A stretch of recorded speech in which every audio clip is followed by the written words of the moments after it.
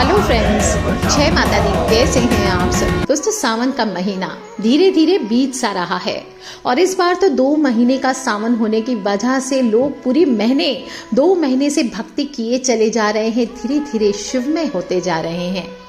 और इस बार सावन पूरा होने से पहले बहुत कुछ है, छोटी छोटी बातें हैं जो अभी तक आपने नहीं मानी है, नहीं सुनी है, तो इन बातों को ध्यान से सुनकर अपने जीवन में उतारना है। एक बहुत बड़ा प्रश्न अक्सर आता है सामने कि कर्ज चढ़ा हुआ है, तो इस बार सावन पूरा होने से पहले आपको एक छोटा सा उपाय बताती हूँ जिससे आप अपने घर में लगा हुआ बड़ा से बड़ा कर्ज तक आप उतार सकते हैं।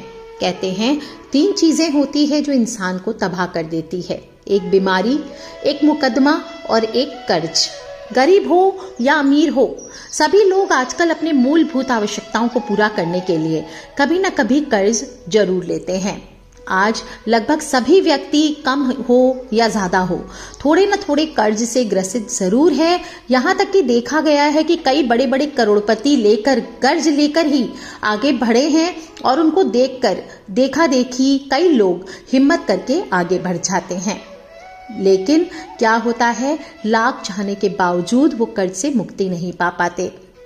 दोस्तों, हम आज बात करें कर्ज की। पौराणिक काल में कहा जाता था कर्ज लेने से माता लक्ष्मी नाराज हो जाती है, घर से बरकत चली जाती है, मनुष्य को आर्थिक तंगी और ज्यादा झेलनी पड़ती है। और यही वजह थी कि उस जमाने में लोग कम पैसे में भी गुजार लिया करते थे, लेकिन कर्ज नहीं लेते थे। कर्ज एक ऐसी समस्या जिसकी जटिलता वही जान सकता है जो इससे गुजर रहा हो। एक तो होता है कोई व्यक्ति जब आर्थिक तंगी से गुजर रहा हो, आर्थिक संकट से गुजर रहा हो, तब कर्ज लेता है, या आमदनी के रास्ते रुक गए हों। लेकिन समय के साथ साथ धीरे धीरे लोग घर बनाने के लिए, गाड़ी लेने के लिए, बिजनेस करने के लिए, घूमने के लिए, पढ़ाई लिखाई के लिए तो लेते ही हैं, करियर में घूस देने के लिए भी लेते हैं, और शादी ब्याह में दिखावा करने के लिए कई चीजों के लिए कर्ज लिया जाता है। साथ ही साथ सिर्फ ये तो बेसिक चीजें हुई, लेकिन समय के साथ जीवन शैली में भी व्यापक बदलाव हुआ है और लोग लग्जरीज के आदी हो गए, सुख सुविधाएं ज्यादा चाहिए। तो टीवी, फ्रिज, एसी, बंगला, फ्लैट, फैक्ट्री, दुकान, शोरूम, घर, बड़ी बड़ी गाड़ियां, महंगी महंगी घड़ियां, मोबाइल्स, गहने, दूसरे लग्जरी लाइफस्टाइल जीने के लिए भी जो सामान चाहिए उसके लिए कर्ज लेते हैं। और आजकल तो आसान सी चीज हो गई है क्रेडिट कार्ड, तो क्रेडिट कार्ड का इस्तेमाल करते हैं। हर कोई दिखावटी जीवन जीना चाहता है, इसी कारण एक अंधी दौड़ में शामिल होकर के ये उधार खुद पे चढ़ाते चले जा रहे हैं। झूठी सुख सुविधाओं को एकत्र करने की चाह में अपनी हैसियत से ज्यादा खर्च करते चले जा रहे हैं। और साथ साथ में आप देखेंगे मार्केटिंग कंपनीज भी बड़े बड़े प्रलोभन देती है। तो इस बार आपको मैं बता दूं, अगर कोई इस तरह के प्रलोभन में फंस गया तो वो गया, और कर्ज में जब फंस गया तो बाहर आना मुश्किल सा हो जाता है। जब बारी आती है महीने के एंड में कर्ज चुकाने की, तब ढेर सारी परेशानी होने लगती है। रात दिन के कॉल से कुछ लोग इतने परेशान हो जाते हैं कि सुइसाइड तक की नौबत आ जाती है। और जब कर्ज नहीं मिलता तो लोग वैसे भी परेशान होते हैं, और जब कर्ज मिल गया तो चुकाने में जो दिक्कत आती है तब इंसान की स्थिति बिगड़ती है। साथ साथ टेंशन से बीमारियां, झुंझलाहट, डिप्रेशन, तनाव ये भी बढ़ने लगता है।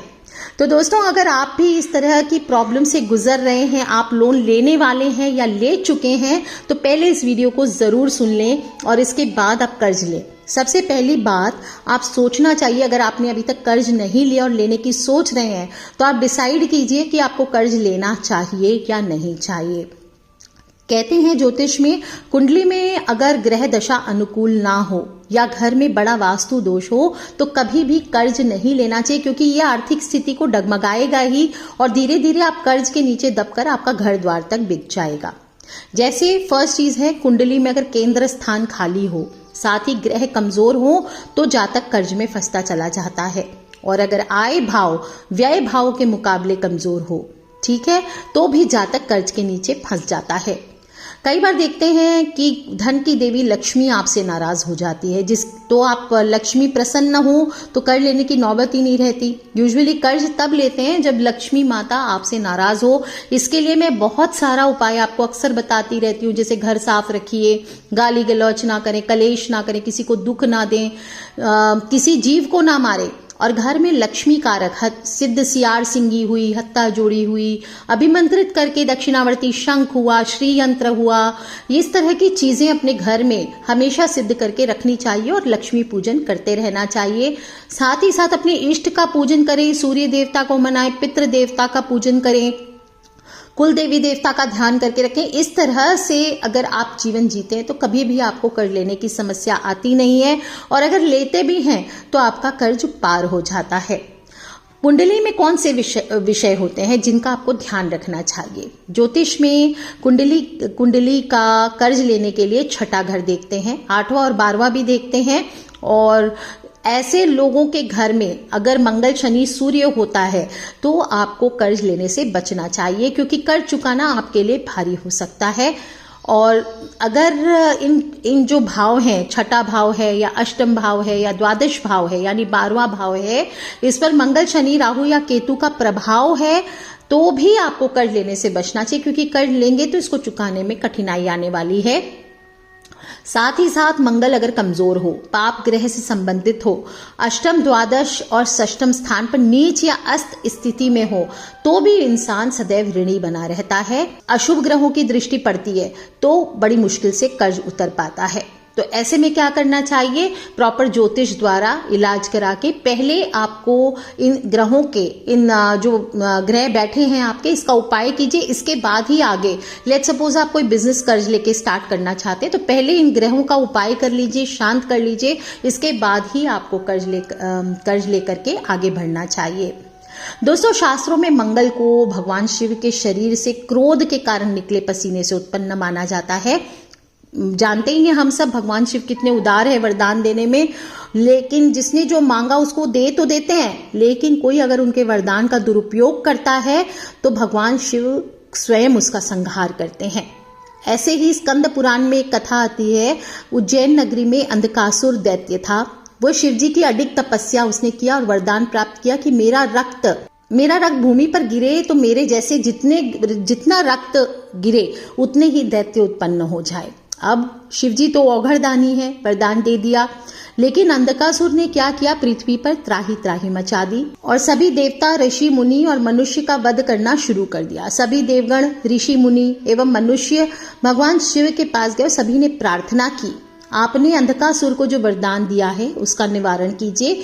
इसके बाद भगवान शिव ने स्वयं उससे युद्ध किया और उसका वध करने का निर्णय लिया। दोनों के बीच में आकाश में भीषण युद्ध कई वर्षों तक चला। युद्ध करते समय भगवान शिव के ललाट से पसीने की एक बूंद भूमि के गर्भ पर गिरी।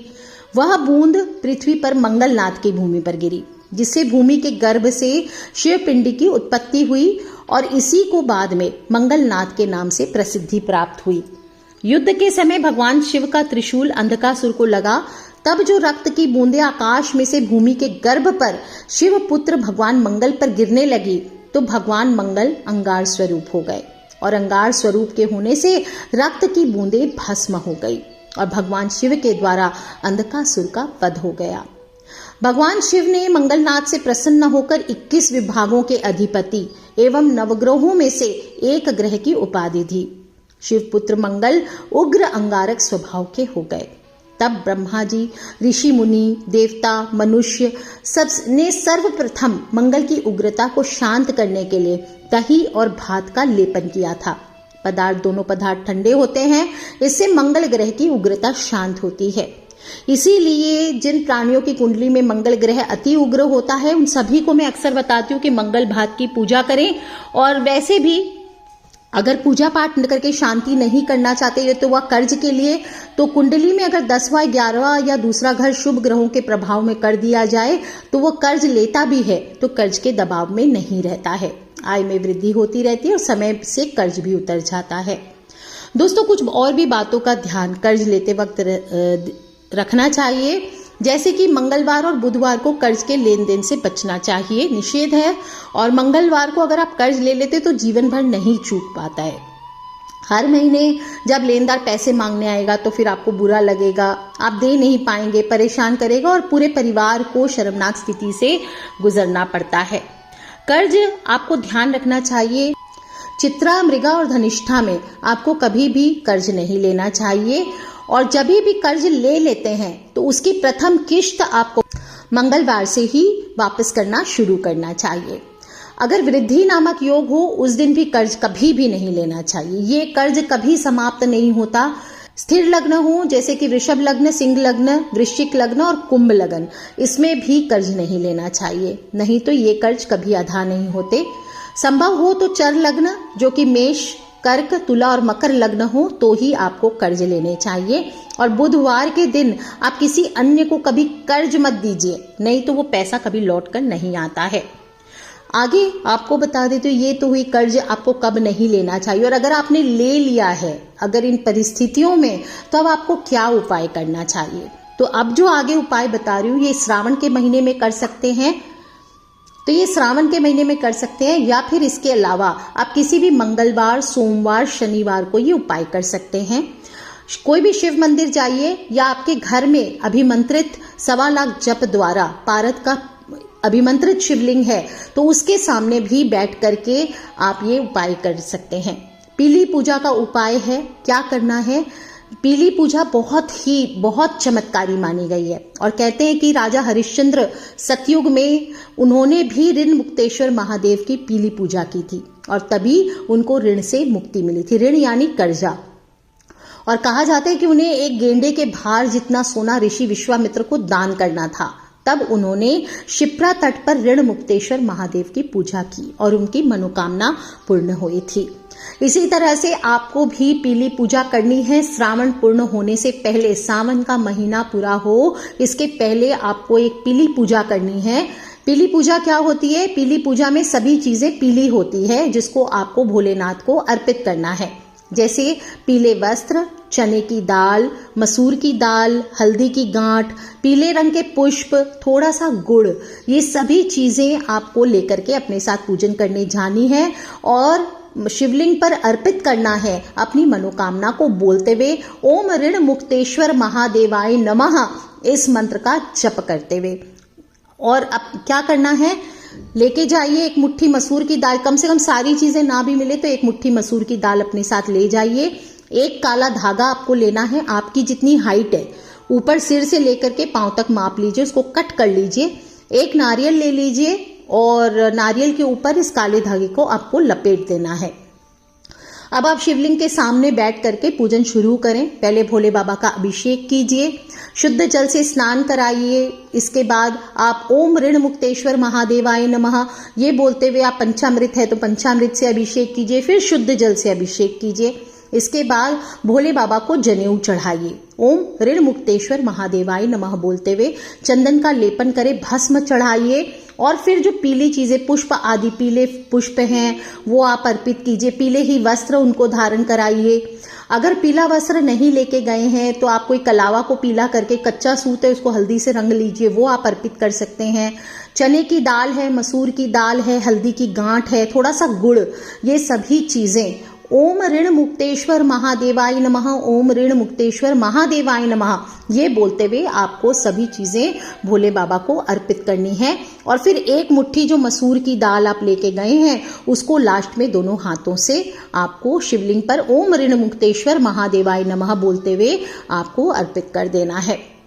जो काला धागा अपने साथ ले गए थे उसे नारियल पर लपेट करके आप उस नारियल का भी पूजन करें और वहीं बैठ करके आपको कम से कम 27 माला या 11 माला या 3 माला, 5 माला या एक ही माला ओम ऋण मुक्तेश्वर महादेवाय नमः बोलते हुए आपको वहां पे उसका पूजन करना है। इसके बाद उस नारियल को ले आइए और कहीं भी बहते हुए शुद्ध जल में, साफ जल होना चाहिए, वहां पर प्रवाहित कर दीजिए। आप देखेंगे इस छोटे से उपाय से आपको अपनी मेहनत का श्रेष्ठ फल मिलने के योग बनेंगे। आपके ऊपर से शीघ्र ही कर्ज का बार छट जाएगा और साथ ही साथ हो सके तो 40 दिन तक 40,000 मंगल के जप करने चाहिए। साथ ही साथ संपुट लगा के करें ओम ऋण मुक्तेश्वर महादेवाय नमः। स्वयं से ना हो सके तो किसी सिद्ध संस्थान में आप संकल्प दे करके इसकी पूजा आराधना करवाइए। साथ ही साथ अगर कर्ज बहुत बड़ा हो तो जो भात पूजा मैंने बताई है वो भात पूजा आपको करनी चाहिए। कर्ज मुक्ति का संकल्प दे करके स्वयं ना कर सके तो सिद्ध ज्योतिष संस्थान द्वारा 40 दिन तक 40,000 जप करवा करके आपको करनी चाहिए। दोस्तों ये जबरदस्त उपाय है जो सावन पूरा होने के पहले आपको एक न एक बार, और ऐसे भी आप अगर चाहते कि मंगल शांत हो, आपके जीवन में मंगल बहुत उथल पुथल कर रहा है, सिर्फ कर्ज के लिए नहीं, शादी विवाह में समस्याएं आ रही है, लड़के की शादी नहीं हो पा रही है, या भूमि जमीन जायदाद से परेशानियां आ रही है, किसी भी प्रकार का ऋण हो उससे छुटकारा चाहिए, मुकदमे में आपको जीत हासिल करनी है, तो भी आप शिव जी की कृपा को आकर्षित करने के लिए इस उपाय को, ये पीली पूजा जो होती है ये बहुत ही सशक्त और सरल माध्यम है आप बड़े से बड़े कर्ज को उतारने के लिए, बड़े से बड़ी मुसीबत से बाहर आने के लिए। विशेष रूप से अगर कर्ज बहुत बढ़ता जा रहा है तो ऋण मुक्तेश्वर महादेव के जप कीजिए, मंत्रों के जप कीजिए। आप अपने फ्रेंड्स, फैमिली, मम्मी पापा, भाई बहन, बच्चे, जो लोग भी इस तरह की चीजों से गुजर रहे हैं उन सभी से इन छोटे छोटे उपायों को शेयर करते हैं तो बड़े से बड़े कर्ज से छुटकारा पाने में आपका रास्ता खुलता है। और मंगल दोष की शांति, दही भात पूजा, पीली पूजा अवश्य करवाइए, क्योंकि किसी भी जातक की कुंडली में जब मंगल दोष बनता है तो सिर्फ कर्ज नहीं छड़ता, उसकी बड़ी उम्र तक शादियां नहीं होती भी है तो टूट जाती है, संबंधों में तनाव रहता है, बिखराव रहता है, घर में अक्सर अनहोनी घटनाएं होती है, अप्रिय घटनाएं होती रहती है, कोई भी काम में जाएंगे तो कार्य में बेवजह बाधाएं आती है, असुविधाएं होती है तथा लगातार कोई न कोई प्रकार की क्षति बनी रहती है। जब शादी होती है तो जो पार्टनर होते हैं उनकी असामयिक मृत्यु हो जाती है और मांगलिक दोष, ये सीवियर मांगलिक दोष माना जाता है। तो मूल रूप से मंगल की प्रकृति के अनुसार ही ऐसा ग्रह योग हानिकारक प्रभाव दिखाता है। तो इस भीषणता को नियंत्रित करने के लिए, इतना जो भीषण तकलीफ है इसको नियंत्रण में लाने के लिए आपको ये पीली पूजा करनी चाहिए, स्वयं से करनी चाहिए, जप करें, और नहीं कर सकते हैं तो संकल्प दे करके कहीं पर करवाइए। कहीं जगह ना मिले तो आप जो स्क्रीन पर हमारा नंबर दिया जा रहा है वहां भी कांटेक्ट करके आप इसे करा सकते हैं। इसके अलावा नियमित रूप से लक्ष्मी माँ का पूजन भी अवश्य कीजिए और फिर देखिए दोस्तों कैसे बड़ा से बड़ा कर्ज इस सावन के पूर्ण होने के पहले आपको रास्ता मिलता है अदा करने का। आज के लिए इतना ही दोस्तों, खिलखिलाते रहे, मुस्कुराते रहे, अपने फ्रेंड्स फैमिली, अकेले उपाय नहीं करना है, आपके फ्रेंड्स फैमिली, मम्मी पापा, भाई बहन, बच्चे, जो लोग भी लगता है कि इस तरह के कर्ज के नीचे दबे हुए हैं या उनको रास्ता नहीं मिल रहा, परेशानियों से गुजर रहे हैं, तो ये पीला उपाय और जो भात पूजा मैंने कहा है ये अवश्य करवाइए सावन पूर्ण होने से पहले, और फिर देखिए कैसा चमत्कार आपके जीवन में होता है। आज के लिए इतना ही दोस्तों, खिलखिलाते रहे, मुस्कुराते रहे। किसी भी तरह का प्रश्न हो प्लीज मुझे वीडियो के नीचे लिखकर अवश्य पूछ लें। Take care friends, love you all. जय माता दी, बम बम भोलेनाथ की जयकारा, शेरा वाली दा बोल, सांचे दरबार की जय।